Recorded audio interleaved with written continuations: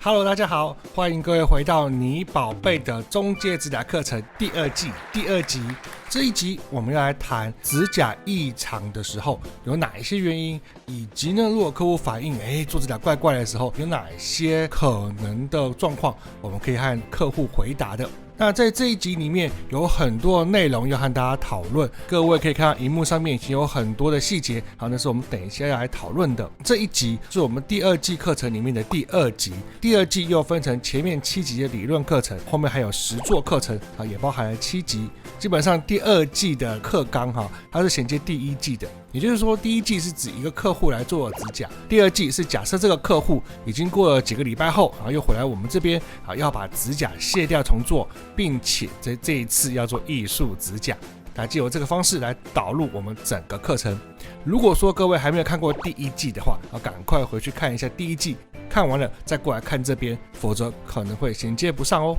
那就跟我一起开始吧。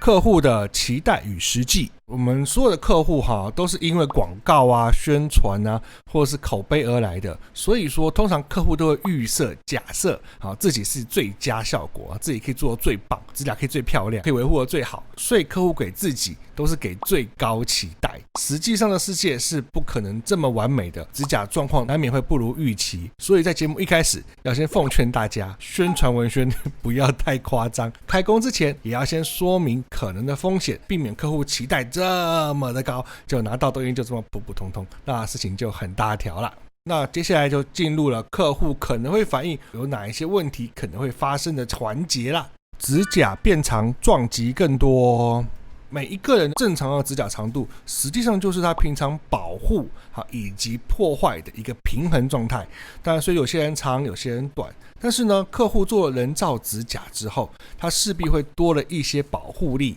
这个时候指甲就会变长。但是客户使用指甲的习惯，使用指尖的一些角度还没有改变，所以在很多时候指甲变长了之后呢，前端就容易被撞击，被凹折到。荧幕的左边可以发现，哇，他的大拇指被撞得好严重，他另外一只大拇指也是一样，因为撞得太严重而凝胶的指甲已经翻空了。那我们看一下，就是刚刚同样一个 case， 他一开始的时候原本指甲非常非常的短，所以说不管他如何使用手指头，不管用各种方向去施力，他就不会碰到指甲。但是呢，指甲长长了之后，真甲就容易被撞。不过随着这个慢慢的改变他的习惯，慢慢的注意自己的使用指甲的一个角度，然后会变得越来越好。如果各位想知道更深入的话呢，可以点下面的链接了解一下这个例子。非甲扇形，感觉更严重。指甲比较短的客户即使他形状一开始非常的不完美，可是因为他的指甲非常短，所以初期看起来也许没有那么严重。客户会觉得对，我有一点扇形，我有一点非甲。但是当指甲快速变长了之后，非甲或是扇形这些问题就会被快速的放大，会被放得很明显。我们看一下荧幕右边它是第11周的例子。哇，看到没有，它的非甲非常明显，简直是翘起来，直直往上冲。这个例子就是刚才前面那个例子啦。一开始的时候，因为它指甲很短，所以当然看起来就不明显。可是像我们专业的一看就知道，扇形非甲其实蛮严重的。所以它长大之后，形状呢也变歪了，而且变歪非常严重。11周的时候看到其实歪得很明显。随着我们指甲矫正不断的推进，不断让它指甲越来越漂亮，在45周的时候就变好看了。扇形也好，非甲也好，或是指甲的歪斜也好，这都是需要一点时间去把它拉回来的。甲床萎缩好像更严重。这边就回到一般人的状况，在一般人也许不是那么严重的情况下，通常我们生长真指甲的速度是长粉红色指肉的3倍，也就是说指甲长得比指肉快多了。所以在初期的时候，可能指甲会飞快的往前长，可是指肉却没有跟上该有的速度，所以这时候客户会觉得，我的指白好像变多了，会误以为它甲床萎缩好像变了严重了。荧幕的左边它原先一开始的时候呢，指肉其实就偏短的，后来呢，我们到第6周的时候，指甲就长出来了，但是指肉的速度比较慢，所以这个时候如果乍看下来会觉得，对耶，好像甲床萎缩变严重了，可是因为有照片，我们可以做个比对，可以发现，其实没有啊，甲床并没有变短啊，甲床还变长一滴滴，只是指甲变长的速度比较快而已。那当然啦，随着时间的慢慢推进，到了第21周的时候，其实它的籽都已经补得差不多了，那就变得很漂亮。如果各位想知道这个例子的话，上面的说明栏一样有连结，可以点进去看一下。指缘皮肤保湿反而变厚，通常这种状况发生在会破坏皮肤的客人身上，或者是皮肤过敏比较严重的客户，因为他们指甲周围都有很多老废角质肉刺硬茧厚皮那他们有时候呢就会把这些东西死命的破坏，死命的剪它、撕它、抠它，把它都弄光光，而导致呢我们看他皮肤的时候是红肿发炎，可是却没有什么硬茧跟干皮的状况。各位看一下萤幕的左边，它就指缘红肿发炎，可是呢它那些摸起来比较厚的皮，或是那些乱七八糟的老废角质全部都被它抠光光了看起来就觉得好像没有这么多它到了第3周就是2周之后，因为它勤做日常保湿，而且避免平常破坏指甲，所以它的皮肤呢就慢慢的长回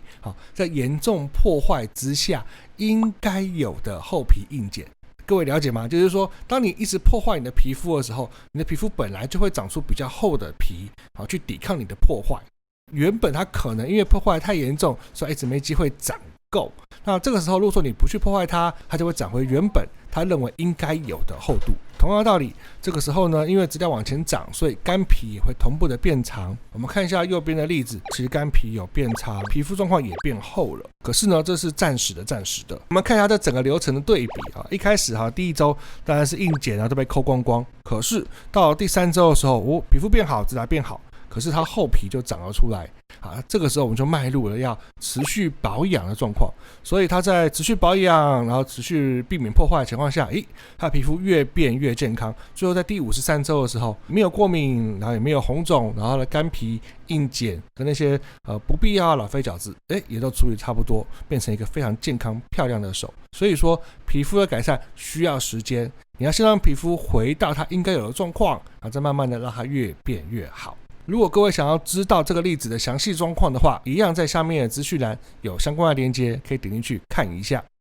人造指甲表面染色，人造指甲表面染色分2种状况，比较常见的当然是物理性质的染色。物理性质的染色呢，又比较常出现在雾面的材质上面。因为雾面的上层胶通常都会有非常小的孔隙，因为很多非常小的孔隙，所以看起来才是雾面的嘛。那同样的道理，那些小的孔隙呢也会沾到也会沾黏深色的这个脏污垢，看起来表面上就会脏脏黄黄黑黑的。那如果是物理的状况的话，基本上是可以用牙刷、牙膏把它刷一刷把它刷掉的。这个例子就是上了雾面的上层材质，所以它沾到一些有颜色的粉尘的时候，就会看起来灰灰黄黄脏脏的状况。另一种状况它是化学性质的染色，那可是洗不掉的。例如说有些有侵蚀性的化学溶剂，有时候会改变人造指甲。人造指甲是树脂做的，所以它会改变树脂的材质。有时候比较强的化学溶剂也会造成凝胶材质的变异，凝胶可能会变软、变脆，亮面的变雾面的，雾面的变亮面的。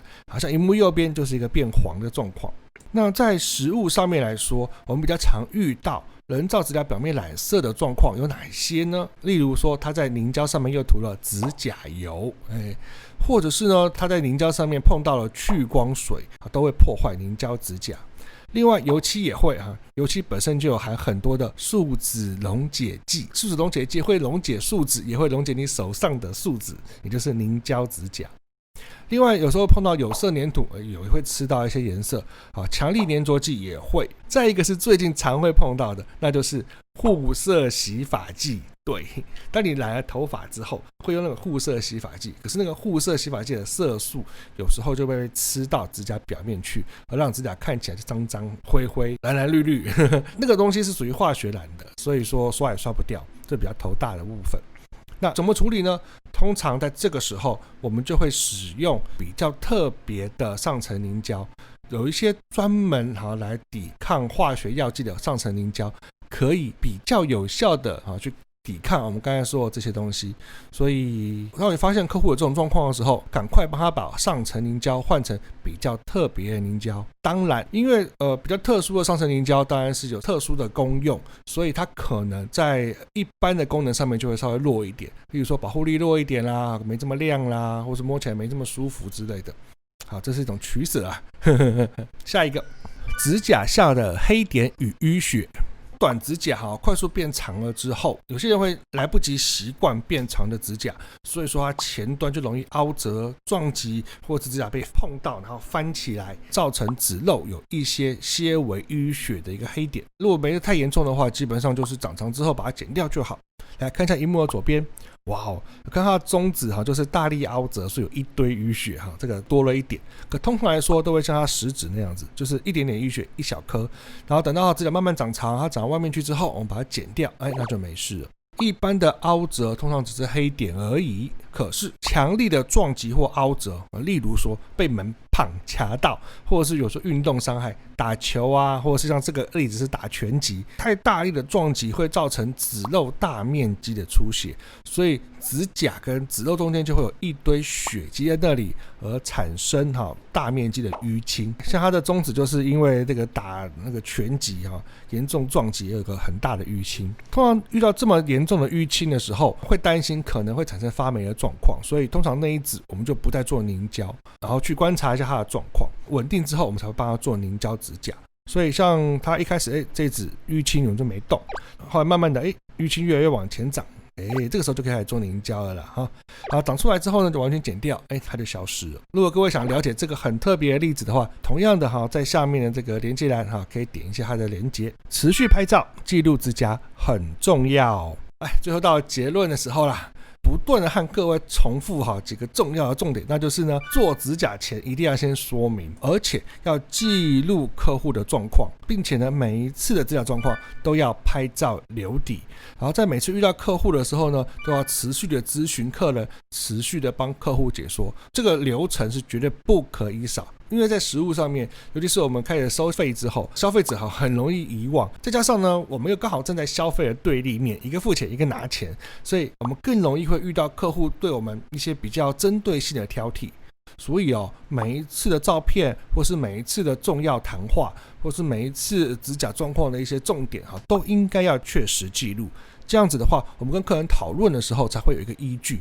当客户质疑我们好像哪边不对的时候，或者是怎么这次没有上次有之类的话，那就可以拿出过去的照片来做佐证。另外一个我们常常在提的事情，那就是医疗问题要先就医。依照各国的法律都一样，美甲师是不能够医治疾病的。所以无论是做指甲前就有的疾病，还是做指甲后产生的疾病，都只能由医师处理。在全世界都一样，无照行医罚则非常非常的重。所以如果说你发现客户有感染、有严重的问题的时候，请客户先就医。那如果医生说没事了，那我们再接着做之后发生什么事情的时候，都有一个医师诊断在那边保护着我们不会让我们受到严重的伤害。医疗归医疗，美甲归美甲。中间美甲课程指甲教学第2季，我们下一集就要开始来谈这个卸除指甲跟卸甲重做。它包含了理论，也包含了实务的课程，非常的精彩。请各位一定要记得看哦。